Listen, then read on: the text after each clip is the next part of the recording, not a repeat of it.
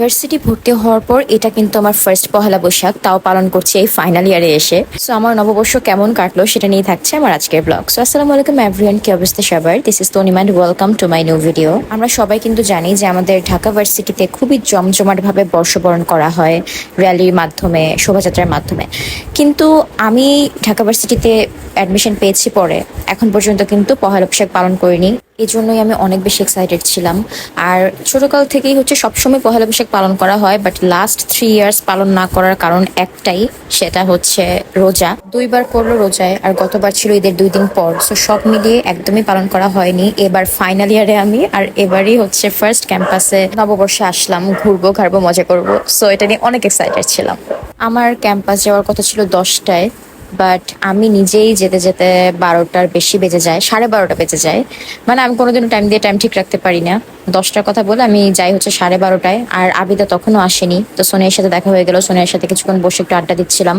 এরপরে দেখি আমাদের কলা ভবনের সামনে যে বটতলায় হচ্ছে মেলা হচ্ছে। তো এদিকে আমাদের মার্কেটিং ডিপার্টমেন্টের অ্যালামনাই, আমাদের সিনিয়র ভাইয়া আশিক ভাইয়ের সাথে দেখা হয়ে যায়। অ্যান্ড আশিক ভাইয়া হচ্ছে আমাকে আর আমার জুনিয়র রাফসান ছিল সাথে। আশিক ভাইয়া আমাদের হচ্ছে আরসি খাওয়ালো।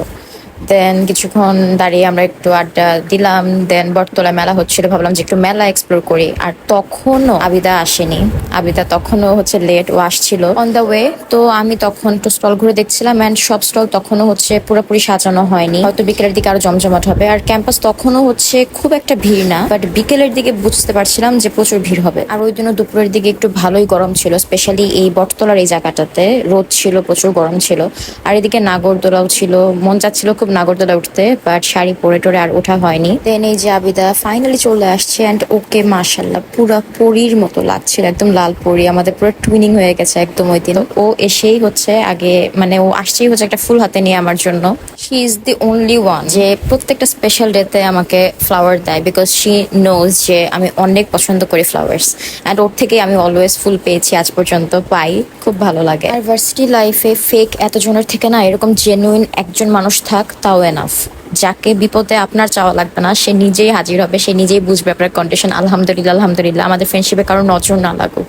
আর এদিকে আমি হচ্ছে আমার লুকের একটা ওভারঅল স্ন্যাপ নিচ্ছিলাম, ভিডিওস নিচ্ছিলাম। আবিদাই বলছিল যে আয় তোকে কিছু ভিডিওস করে দেই। আর এটা ছিল হচ্ছে আমার ওই দিনের বৈশাখের শাড়ি। আর আমি চাচ্ছিলাম যে এবার বৈশাখে আমি ফুল রেড পরবো, অ্যান্ড রেডি পরেছি। জামদানি ছিল একটা, গলায় কানে রেড একটা সেট পরেছিলাম। অ্যান্ড ওভারঅল আমার মনে হচ্ছিল যে লুকটা ওভারঅল ভালোই কমপ্লিমেন্ট করছে। আর হাতে পরেছিলাম রেশমি চুড়ি।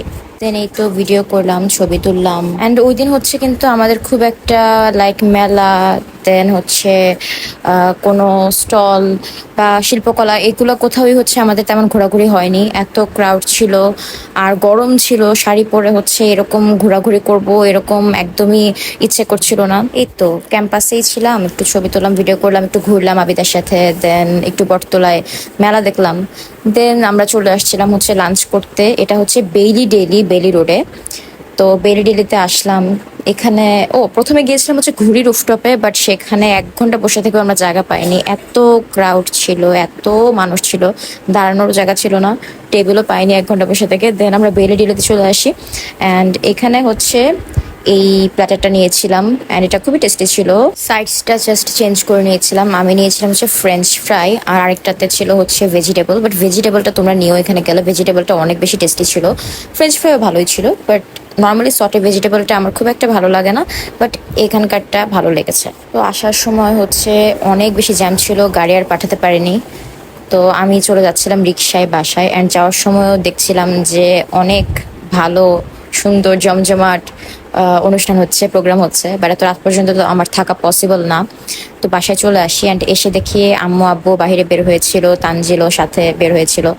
তো আম্মু তখন শাড়ি পরেছিল, তো আম্মুর সাথে একটু ফুটেজ নিয়ে নিলাম। আম্মুকে মাশাল্লাহ অনেক সুন্দর লাগছিল, সব অবশ্যই মাশাল্লাহ বলবেন। তো আম্মুর সাথে বসে কিছু পিকচারও তুললাম, কিছু ভিডিওসও নিলাম। আমার পহেলা বৈশাখ বলতে সবসময় ফ্যামিলির সাথে সবসময় পালন করা হয়, বাট এবার তো সারাদিন বাসায় ছিলাম না, তারপরে বাসায়ও খাওয়া দাওয়া করা হয়নি সারাদিন। তো আই ওয়াজ ওয়েটিং যে সবাই একসাথে রাতে ডিনার করবো, অ্যান্ড এখানে আমি যে আমার একটু ফুটেজ নিলাম। আর আম্মু দেখি ওই দিন ডিনারে আমার ফেভারিট ডিশ রান্না করেছে, পোলাও ছিল, দেন এখানে ইলিশ ভাজা ছিল। মেইনলি তো পান্তা ইলিশ খাওয়া হয় অলওয়েজ, এবার যেহেতু বাসায় ছিলাম না, সকালে জাস্ট কোনোরকম নাস্তা করে বের হয়ে গিয়েছিলাম।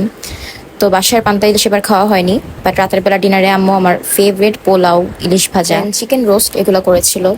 আর আম্মুদের হাতের রান্না আসলে সবসময় মজা হয়, এটা বলার অপেক্ষা রাখে না। তো রাতের দিন খুব মজা করে সব একসাথে ডিনার করলাম। আর সারাদিন বলতে গেলে ওভারঅল ভালোই কাটলো। ঘোরাঘুরি আর একটু করতে পারলে ভালো লাগতো, বাট এই গরমে শিল্পকলা দেন মেলা চারুকলা কোথায় খুব একটা ঘোরা হয়নি। ক্যাম্পাসে গিয়েছিলাম, ফুটেজ নিয়েছি, ঘুরেছি এই। তো এটাই ছিল হচ্ছে আমার পহেলা বৈশাখ। আর এখানে এই যে আমার কিছু ফুটেজ যেগুলো আবিদার ফোনে নেওয়া, সেগুলো কিছু ভাবলাম ব্লগে অ্যাড করে দিই, কজ এগুলো খুবই সুন্দর লাগছিল আমার কাছে ফুটেজগুলো। And this is how I spend my Boishakh. তোমরা কিভাবে বৈশাখ পালন করলে আমাকে কিন্তু কমেন্ট করে জানাতে ভুলো না। আর আমার লুকটা কেমন লাগছে অবশ্যই আমাকে কমেন্ট করে জানিয়ে দিও। শেষ ভালো লাগলে পেজে একটা লাইক দিয়ে দিও। আল্লাহ হাফিজ।